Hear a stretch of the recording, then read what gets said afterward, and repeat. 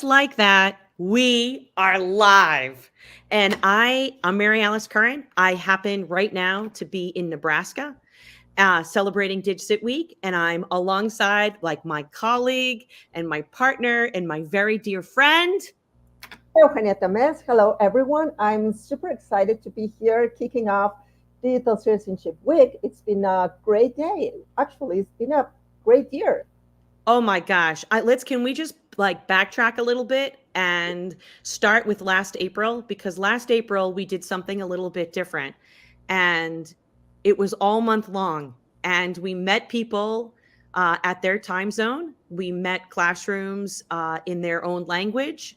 And it was really incredible what we did last April. And that really informed how we wanted to spend DigCit Week. So you want to kind of share from Yeah, your perspective what we did?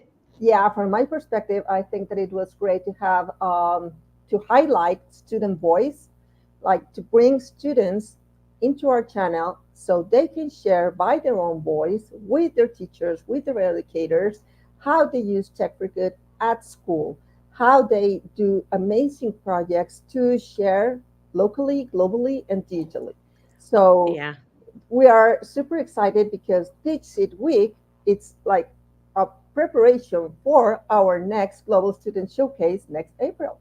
Yes. So that Global Student Showcase, it was our first time last April, and we had sessions happening in all different languages. One of my favorites was in Spanish. I didn't know anything that was being said, but the comment section was on fire. And it was because there were grandparents, proud grandparents that were there celebrating and cheering, and like it was absolutely fantastic. But each session, some of the projects had absolutely nothing to do with technology. It was young people that were really passionate about something. And the part about Use Tech for Good was that their willingness to break down classroom walls and invite others, like to inspire others that like this is what we did, this is what really mattered to us, and that use tech for good. And if there's just one thing you do, if that's the only thing that you do, like that's really powerful to invite, have a authentic, meaningful audience that comes and learns with you. And so when we were thinking about DigCit Week this year, we wanted to really help classrooms get started. And honestly, the first person that we thought of was Andi McNair, because what she does is incredible. Like she is the leader in this space. In fact, I don't know, she won't say this about herself, but the line starts behind Andi McNair. That is just the truth. And so, Andi, to have you join us live today, to really help classrooms think about how can they plan, how can they create authentic and meaningful learning experiences to use technology for good. I mean, Hueni and I can't think of anything better than starting our week off with you and this conversation. And you and I, we go way back. And this combination of digital citizenship and PBL, like we've been talking about this, we've presented, we've done webinars before, but I'm thinking this is the very, very beginning of something really spectacular. I'm so excited to be here. Thank you so much, Mary Alice. And look, the line does not start behind me. So many people, and I have learned so much. That's one of the things I love so much about I think where education is today. Gosh, I know there are so many things that are hard and difficult and so many questions we have, and I by no means want to minimize that. But one of the things that I do love most that I think we can say that is different than how it's been in the past is that opportunity to collaborate with each other, right? Across countries and across the United States. Like it's just so amazing to be able to make those connections. And so I'm so thankful that I had that opportunity, because if I wouldn't have, I can 100% tell you I would not have stayed in the classroom and would not be doing this work now. So I appreciate the work that you guys do as the DigCit Institute. And we have been having this conversation for such a long time. And so I am looking forward to kind of talking about how this idea of PBL, specifically passion-based learning, really connects to digital citizenship. So do you guys need to share anything else? Or Well, if One anything, thing, yeah, I one love thing. this. Can we put I'm sorry to interrupt, but I think that I need to share this. Actually, this Thursday, we're going to have a student exchange between Argentina and Mexico. They are going to share how they use tech for good directly from Argentina and from Mexico. It's going to be streamed. We're going to be streaming live. So it's going to be a session that's going to be totally collaborative and also highlighting student voice and talking about everything that what you just shared. So it's going to be the right example, and we're going to do it this week, this Dixit week. And I'm so happy. I'm giving that shout out again to Javier for joining us from Argentina right now. And he is part of our, DigCit Latin America team. And this is just really exciting. They went live on Instagram this morning, the Latin America team. And I'm in Nebraska. I got to work with 200 students, middle school and high school students.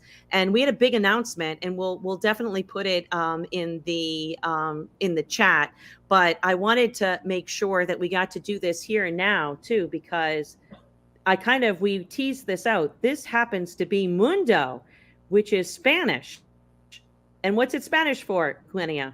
Earth, Mundo, it's Earth. Mundo, yeah, it's our Earth, it's our world, right? We did that on purpose, right, for the name. But we launched our AI assistant named Mundo today with those 200 students, and they were starting to think, Andi, in ways that how can we get started with some projects? And they used our AI assistant, and they got so many ideas. In fact, there was one group that said, we got so many ideas, there's not enough time to with all of these ideas. So this is just, yes, hello, Mundo. So anyways, it's really exciting. And to have you start us off this week thinking in really how to get what this looks like in action. So we are going to let you share your screen and take it away from here.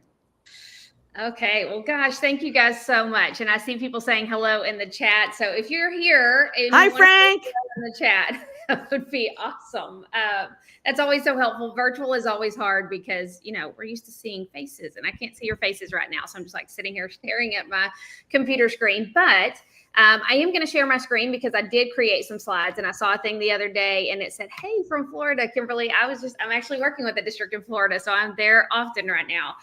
That being said, I saw a thing the other day and it said, if you don't make the announcement that you're sharing your screen, did it really happen? And I was like, that's a great point. So here's the announcement. I'm going to share my screen.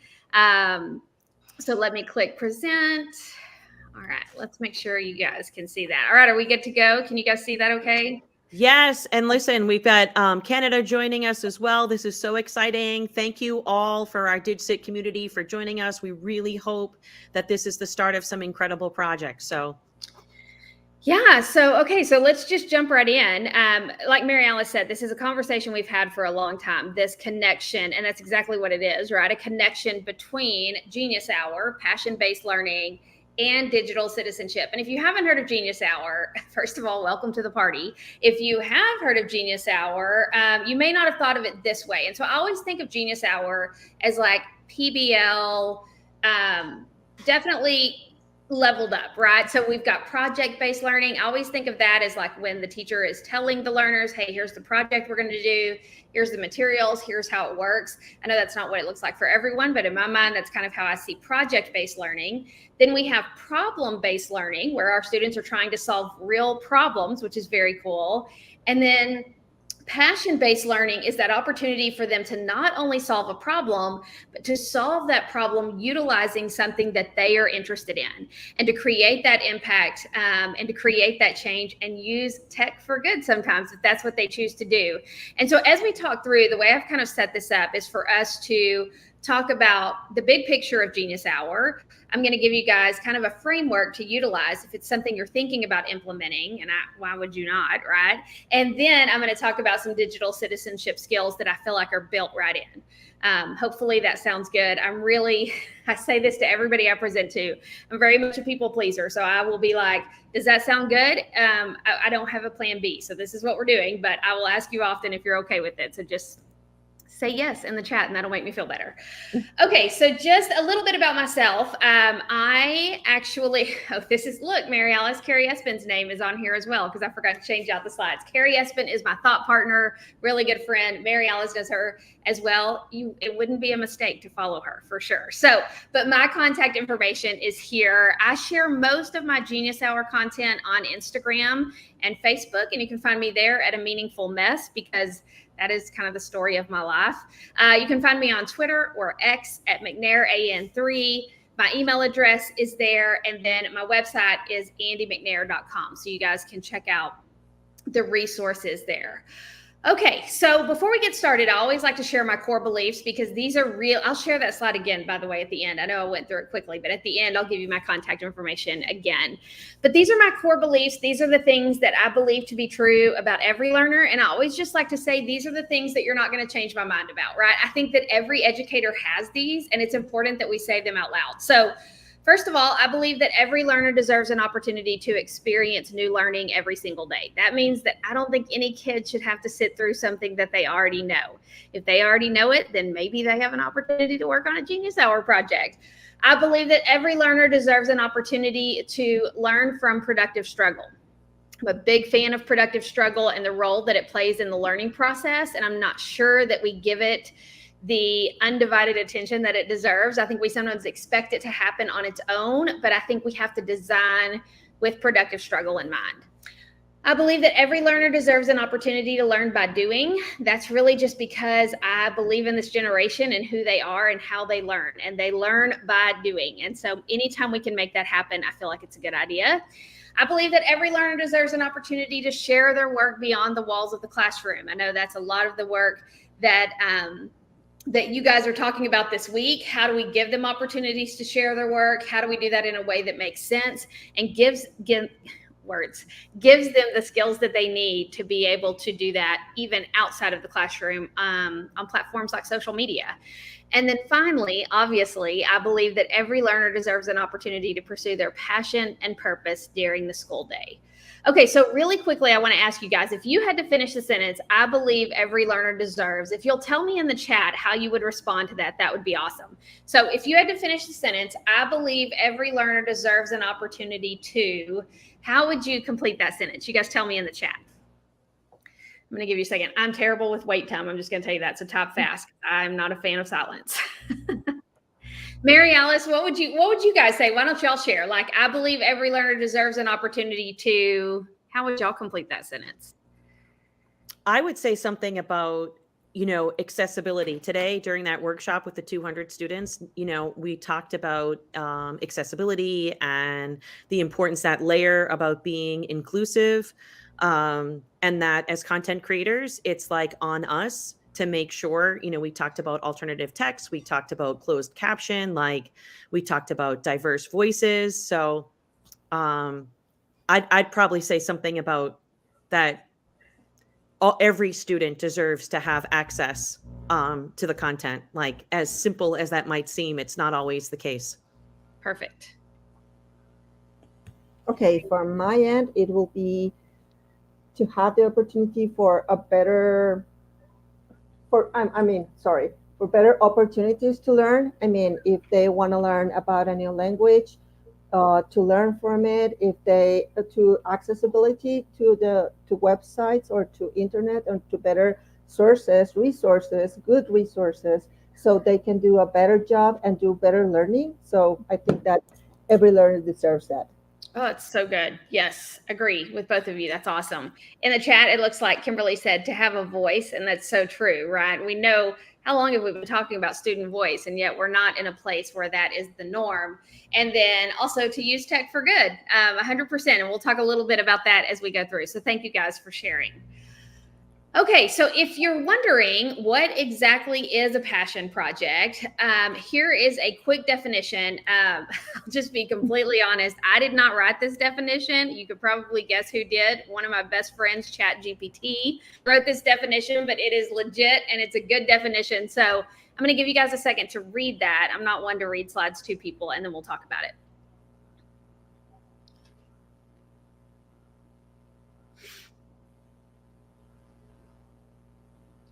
So as you look at that definition of a passion project, there are probably some words that stand out to you. Here are some of the words that stand out to me. I think, first of all, recognizing that a Genius Hour project is really about that individualized passion or that individualized undertaking. It's about what they're interested in, not really what all of their friends are interested in. And if you're not careful, Genius Hour can turn into that, right? I just think about like the 5th grade girls that I had.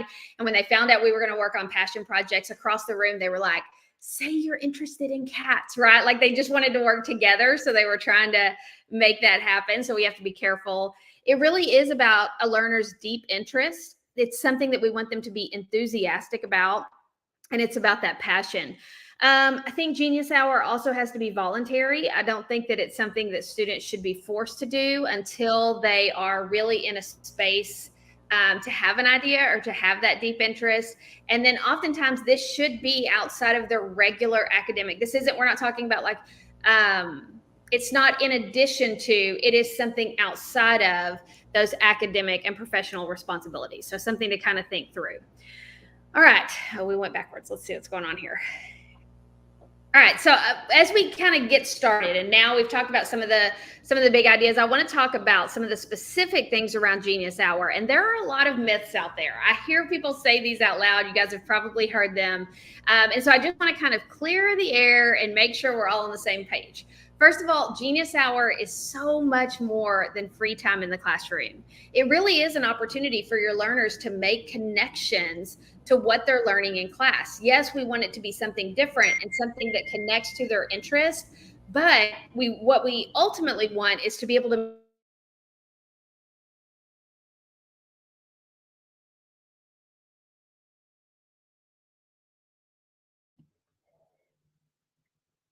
Andy?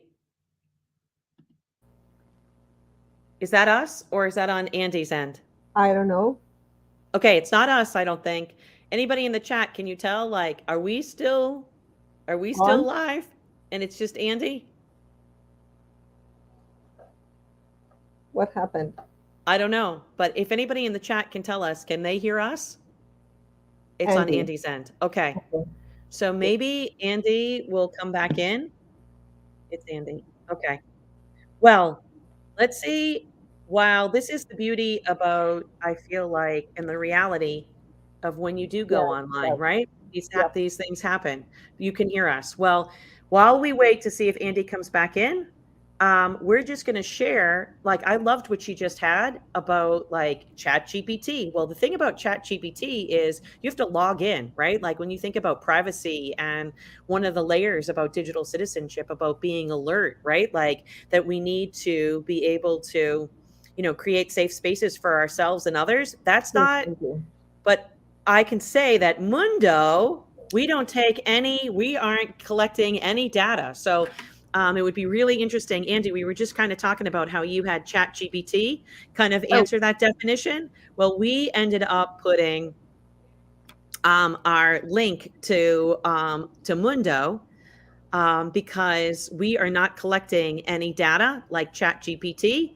And it would be really interesting, especially for the people that are joining us, if they wanted to explore, because this is the first time that we have launched. Today, we were waiting all this time. And the part that took us so long was that safety, being able to answer specific questions around safety and privacy was really important to us. So anyways, while we were waiting for you, we didn't know what happened. I don't know what happened either, but thanks for filling that space. Yes, yes. I just disappeared, but I am now connected to my hotspot. So hopefully I'll stay connected. I don't know. Everything just disappeared, but gotta love technology, right? So, okay, here we go. Oh, Kimberly, I totally agree with what you're saying right now.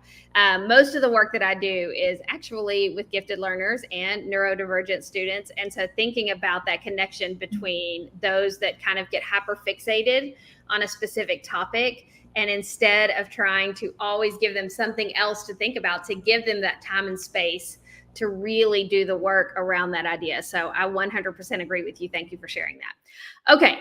All right. Genius Hour is not just free time in the classroom. Let's hope I can stay connected now. So thinking about that idea, that really means that number one, it gives them an opportunity to make connections to content. Number two, it gives them an opportunity to practice life-ready skills like digital citizenship. It also gives them an opportunity to really kind of learn who they are, to learn that self-awareness that so many of our students don't have, because we're always there to tell them what to do, when to do, how to do, where to do. And in that situation, sometimes they never are able to find themselves. Oh gosh, so good. I love what you guys are sharing in the chat. Julie, thanks for sharing that too. All right, so Genius Hour is just a new name for research projects. That is false, and here's the difference. There is nothing wrong with research projects. I think there is 100% a place for those in the classroom, but the outcome of a research project is information. The outcome of a Genius Hour project is action.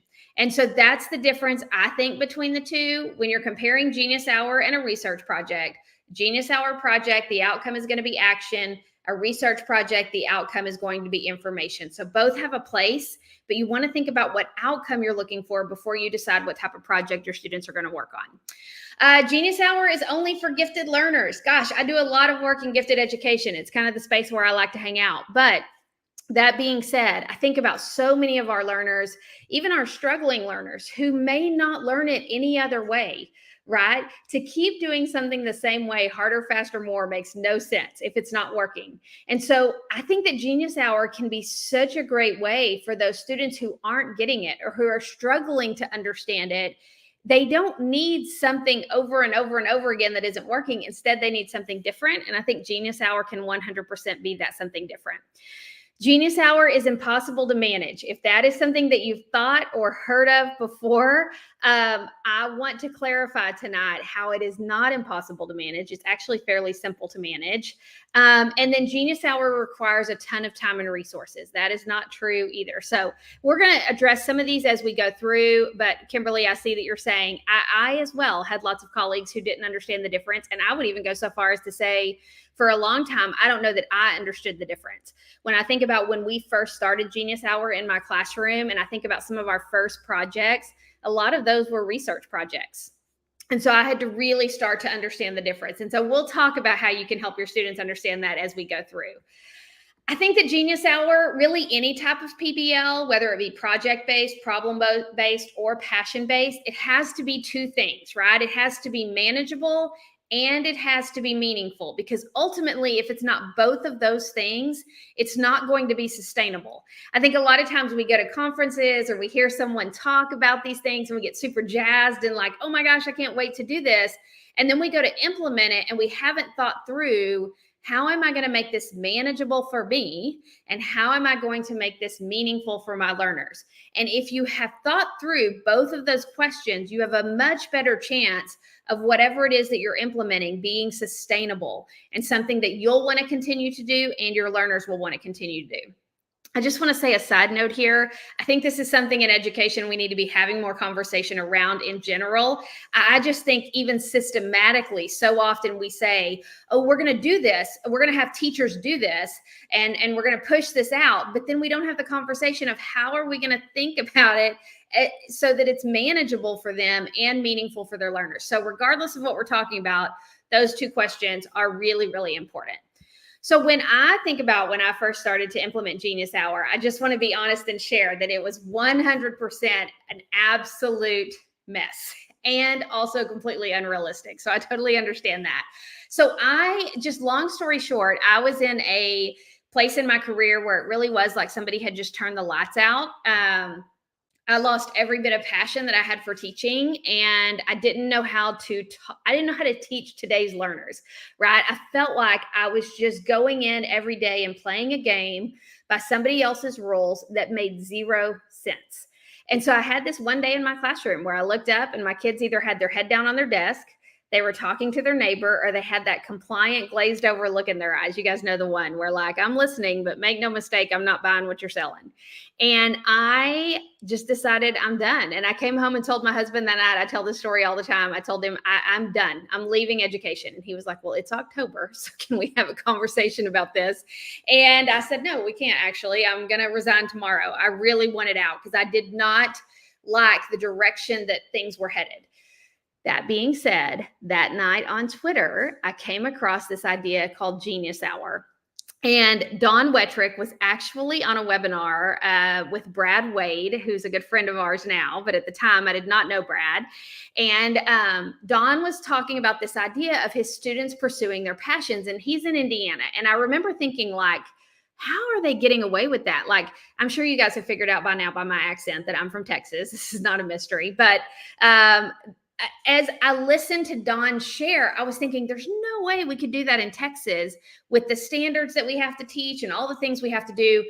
But I was completely just intrigued by what he was saying. So I continued to listen, and I did this weird thing that was completely out of character for me. And I sent him a DM and I said, hey, what would this look like in my classroom? And he responded, and just kind of the rest is history, right? I mean, I ended up connecting with him. His students became my students' mentor. But the reality is, Dawn taught high school and I taught elementary. And to just say to my students, and he had his own process, but as I began, I really thought that I was going to be able to say to my students, hey, you guys, we're going to pursue our passions, like go and do. And they were going to be so excited. And I was going to get teacher of the year. This was going to be perfect. I was like super stoked. Well, turns out these kids were so accustomed to being told what to do, when to do, where to do, how to do, that when I said you're going to pursue your passions, they were super uncomfortable with that idea. They did not like that one bit. They just wanted to do the worksheets. They wanted to know what they had to do to get the A, and they wanted me to spoon feed them the information. So as we began to implement Genius Hour, it was such a mess and so chaotic. And I was like, oh my gosh, I'm going to get fired. At that point, I really didn't care because I wanted to leave the classroom anyway. But I was really it was just hard. It was a mess. It wasn't a meaningful mess. It was just a mess. And I was for sure taking them out of their comfort zone. So I woke up in the middle of the night one night and I realized that every part of Genius Hour starts with the letter P, right? My students were pursuing their passion and purpose. They were planning their project out, pitching their idea to their peers. They were working on a project to develop a product and ultimately giving a presentation.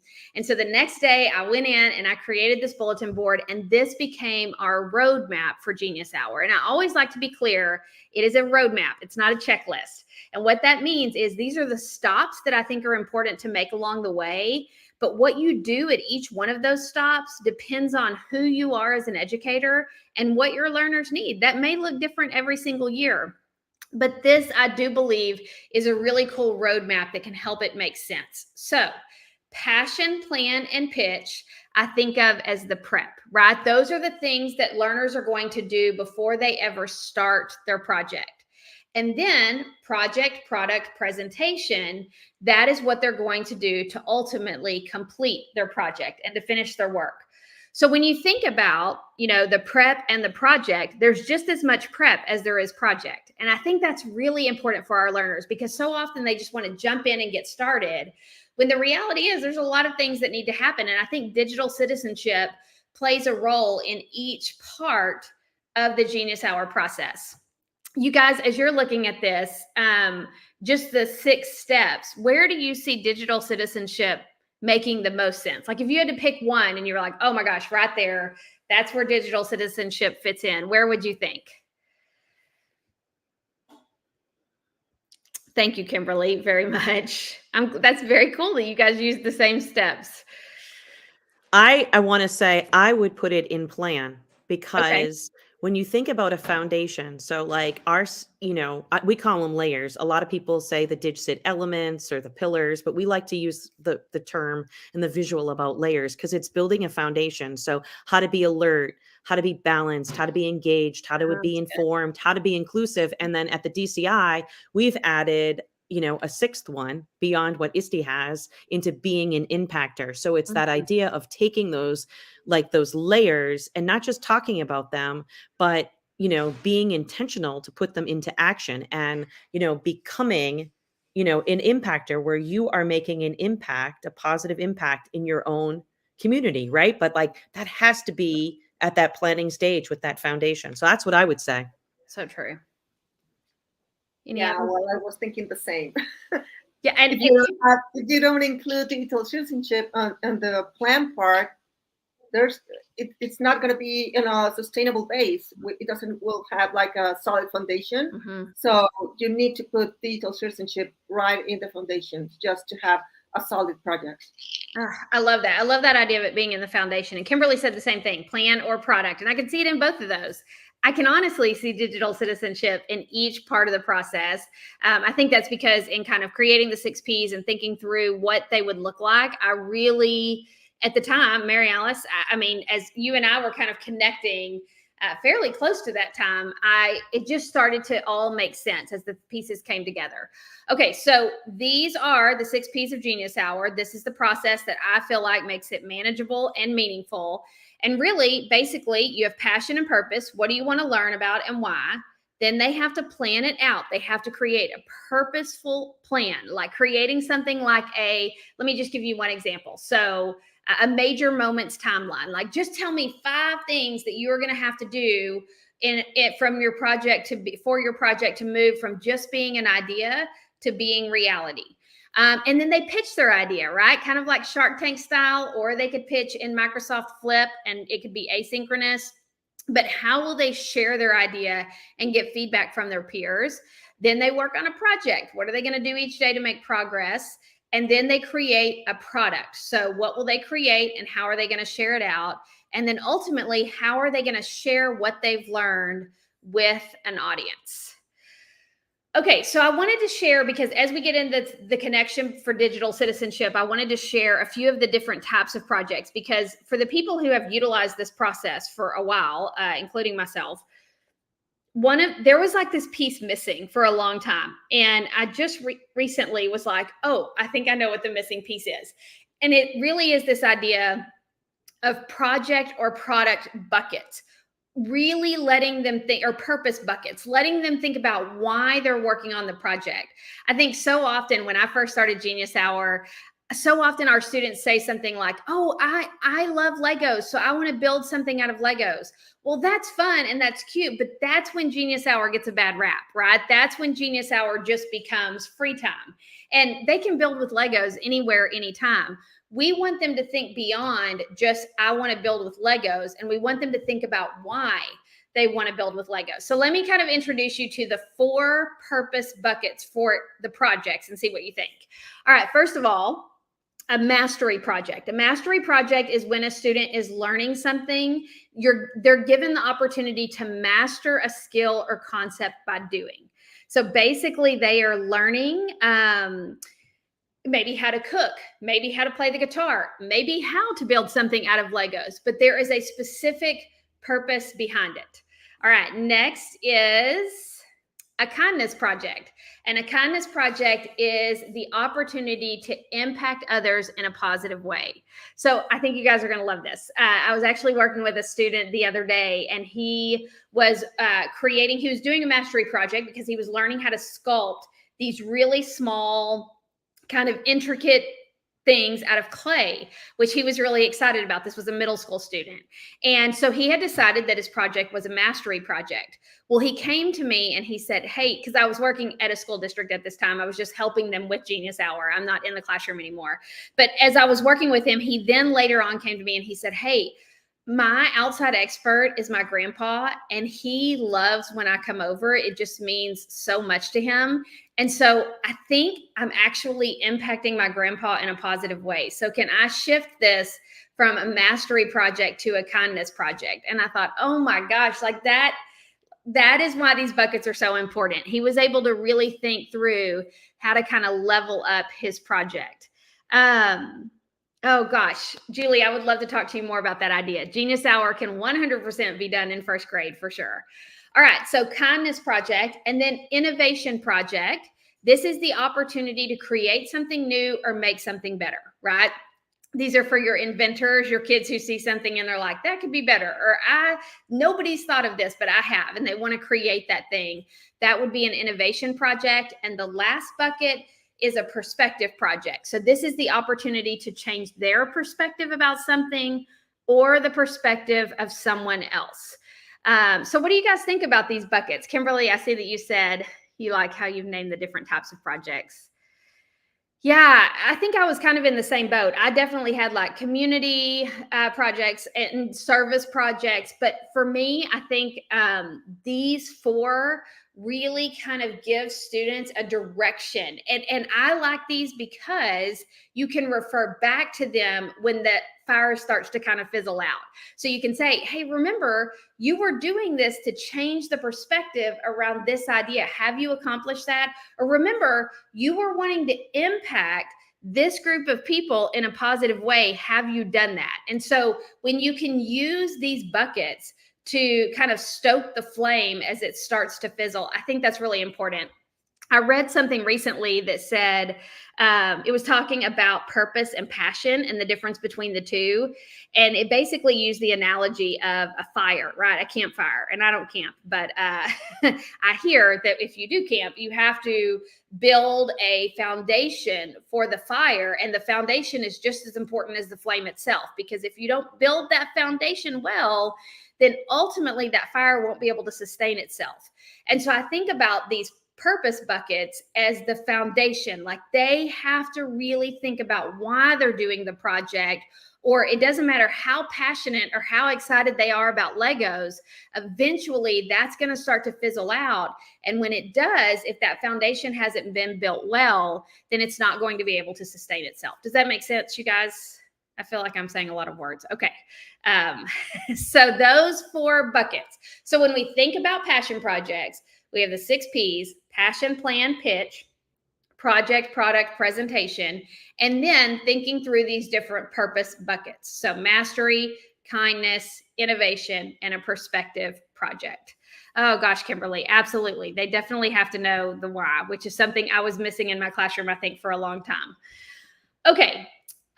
So let's make the connections now to digital citizenship, because you kind of know the process, you know the roadmap. So let's kind of talk through some of these pieces and when they have to happen. Look, even though Genius Hour is different than a research project, research typically does have to happen. They do have to find information, which is one of the things that I absolutely love about passion projects, is that it gives our learners not just the opportunity to research, but then to do something with that research. And I think we have to get to that place in order for learning to be meaningful. So just the research that has to happen and the information literacy is really, really important. I learned from Paul Solars, who wrote Learn Like a Pirate. He taught me a long time ago how important it was to weave mini lessons throughout the Genius Hour process. And so really thinking through, when is going to be the best time for me to do a mini lesson on information literacy? Or when is going to be the best time for me to do a mini lesson on citing your sources? I don't think that it has to be, okay, we're going to do this now. I think weaving those mini lessons throughout the process is a much better way to make that happen. So research and information literacy, I really think that happens in the project part. I think it could also happen a little bit in the planning part of Genius Hour as they're thinking about what they want to learn about. So that can fit into a couple of different places. I don't know why my slides keep going backwards, but it's Monday, so we're just going to pretend this is normal. Okay, online collaboration. I think too, so this was huge for me. When we first started Genius Hour, I got really excited about the idea of outside experts and having my learners connect with somebody else. I'll give you a perfect example. I had a student who wanted to do a project on pollution and how it was affecting dolphins. Well, y'all, I don't know. I don't live near a beach. I don't know anything about dolphins. I just know that they're cute and that they swim in the ocean, and I've watched them jump out of the water before. That's literally all I know. So I couldn't help her at all. And I remember when she came to me and she said, hey, this was a 4th grader. She said, hey, I want my outside expert to be SeaWorld. And I was like, oh my, SeaWorld? I remember thinking to myself, Andi McNair, you have made these kids believe that you can do things you cannot do. You're not going to be able to get in touch with SeaWorld and make this happen. But y'all, all I remember is Googling SeaWorld, finding a random email online that ended in SeaWorld.org or whatever. And I emailed this place, told them what we were doing before I even got back from lunch, which we all know is 20 minutes, right? That's how long my lunch was. So before I got back from lunch, I had an email back from SeaWorld. 2 weeks later, this was a long time ago. So 2 weeks later, we hopped on a call and we Skyped with them, right? We weren't Zooming back then, but we were Skyping. I had ordered a $20 webcam for our like janky teacher computers. And we went to another teacher's room because my computer couldn't handle it. It was too much. But we went to another teacher's room and my student sat in front of that computer, and SeaWorld had an iPad out at Dolphin Cove. And any questions that student had about the dolphin, they had the dolphin do whatever it had to do to answer that question. That's huge. Like I always say, I don't care who you are. That is very cool. And I loved that my student, I actually had her mom come to the meeting because I didn't know if what I was doing was legal and I didn't want to get in trouble. I was like, I don't know how this works. We've never connected with people outside of the classroom. But to see her face light up when she got to see that dolphin, she would say, like, what does a dolphin's tooth look like? And they would feed him a fish and zoom in on his teeth. It was just unbelievable. So that online collaboration and connecting with outside experts, that's so much easier now because almost everybody knows how to Zoom. But teaching your students those skills, like how to talk to somebody online, right? How to make eye contact. I know a lot of people that think you're making eye contact if you're looking at the screen. You're not. You're making eye contact if you're looking at the camera. Those types of things were huge for my students. So they were specifically practicing their communication skills. And if eye contact was appropriate for them, that was something that we worked on, gave them an opportunity to write their questions. Kimberly, that was something we had to learn the hard way. My students they would sometimes save their best question for last, which oftentimes they ran out of time and didn't get to ask. So they also had to learn how to prioritize their questions and ask those most important questions first. So online collaboration is huge, and Genius Hour is a great way to make that happen. Responsible creation and sharing of digital content. I always say there are 3 types of Genius Hour products. So there are physical products. So maybe they create a model volcano or something that you can tangibly touch and see. There are digital products. So maybe they create a video game on Scratch, or they create a book for others to read in Book Creator, or a website in Google Sites. And then there are experiential products. So experiential products are products that other people can experience. So I had a student who created a 5K for our community to run to raise money for local animal shelters. That was an experiential product. So again, products can be physical, digital, or experiential, but teaching them that responsible creation and sharing of the digital content was a big part of that work, because some of them thought, I can put my name on here and where I go to school and all of the things. And we had to really talk through, like, what is for your age, what is safe, what is smart, and what are we going to do and what are we not going to do to make sure that we stay safe online. I had a student interview an astrophysicist. That was hard. Yes, I totally know what you're talking about. Sometimes you're listening to those experts and you're like, oh my gosh, these people are so much smarter than me. I totally get it. And sometimes your students have such specific ideas. I remember a couple times being like, I don't even know what that is, but you do you, right? Okay, so another opportunity for practicing these skills is this idea of online pitching and presentation. So I love the idea so I always say when they pitch, they're sharing kind of what they want to know. When they present, they're sharing what they've learned and what action they took.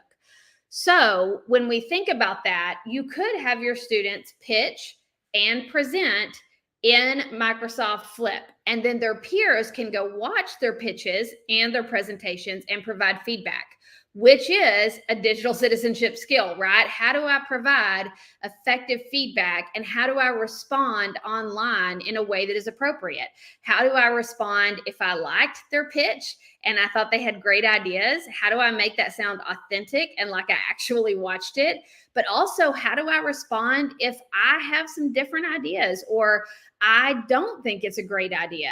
And those were huge lessons for my students. I worked specifically with gifted learners. And so for my gifted learners to hear somebody tell them for the first time in their lives that maybe their idea wasn't the best idea was really hard for them. But they had to learn how to give that feedback and do it well. So whether you do that face-to-face, or they do it through something like Microsoft Flip. I love that idea of using the pitch part and the presentation part of Genius Hour for them to practice that effective feedback.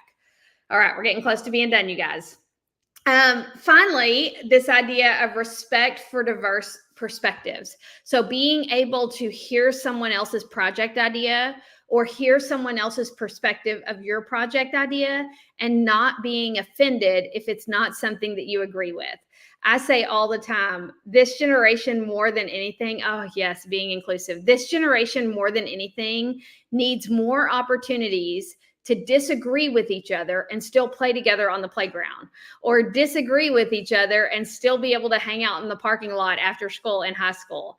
I just think so often we have set this weird society up where if we disagree, we can't be friends. And I think Genius Hour is a really cool opportunity for them to have those conversations and be like, oh, wait a second, we can disagree on this and still hang out later.